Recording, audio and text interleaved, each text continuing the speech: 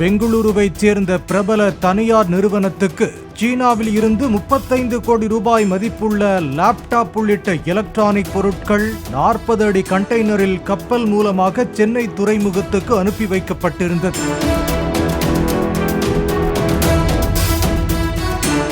பெங்களூரு நிறுவனம் அளித்த டெலிவரி அனுமதி சீட்டுடன் கடந்த 11ஆம் தேதி அந்த கண்டெய்னரை ஏற்றிச் செல்ல தனியார் லாரி நிறுவன ஓட்டுநர் சென்றார். அந்த கண்டெய்னரை ஏற்கனவே டெலிவரி செய்துவிட்டதாக அங்குள்ளவர்கள் தெரிவித்தனர். இதையடுத்து எலக்ட்ரானிக் பொருட்கள் அடங்கிய கண்டெய்னரை யாரோ மர்ம நபர்கள் போலியான ஆவணங்களை பயன்படுத்தி திருடி சென்று விட்டதாக CITPL நிறுவன ஆபரேஷன் மேலாளர் பொன் இசக்கியப்பன் துறைமுகம் காவல் நிலையத்தில் புகார் அளித்தார்.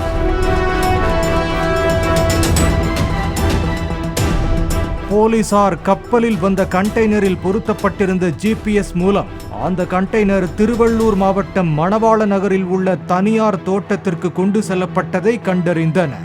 அங்கு சென்று பார்த்தபோது வேறு பெயிண்ட் அடிக்கப்பட்ட காலியான கண்டெய்னர் மட்டுமே அங்கிருந்தது. CCTV காட்சிகளை வைத்து லாரியின் உரிமையாளர் மணிகண்டனை பிடித்து விசாரித்த போது இந்த கொள்ளை சம்பவத்தின் பகீர் பின்னணி அம்பலமானது. சென்னை துறைமுகத்தில் சரக்குகளை டெலிவரி செய்யும் பணியை மேற்கொண்டு வரும் ஆவணப்பிரிவு ஊழியரான இளவரசனுக்கு கண்டெய்னரில் பல கோடி ரூபாய் மதிப்புள்ள எலக்ட்ரானிக் பொருட்கள் வருவது தெரிந்துள்ளது. உடன் பணிபுரியும் விக்கி என்பவருடன் சேர்ந்து போலியாக அனுமதி ஆவணங்களை தயார் செய்து மணிகண்டனுக்கு சொந்தமான லாரியை வரவைத்து அந்த கண்டெய்னரை தூக்கிச் சென்றுள்ளனர்.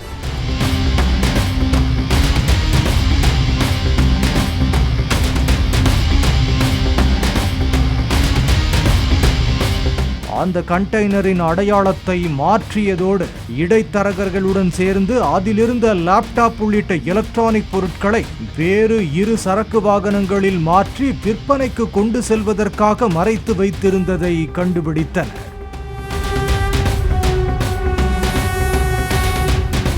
லாரிகளை ஏற்பாடு செய்யும் இடைத்தரகர்கள் Thiruvottiyur Rajesh, Napoleon, Sivabalan, Dindigul Muthuraj, trailer lorry உரிமையாளர் மணிகண்டன், டிரைவர் விழுப்புரம் பால்ராஜ் ஆகிய 6 பேரை கைது செய்தனர்.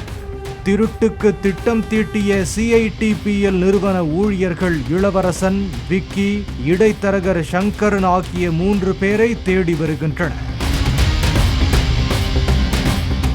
அவர்களிடம் இருந்து 2 ஈச்சர் சரக்கு வாகனங்கள், கண்டெய்னர், திருடு போன எலக்ட்ரானிக் பொருட்களை மீட்ட போலீசார் அவற்றை சென்னை துறைமுக கழகத்தில் நிறுத்தி வைத்துள்ளனர்.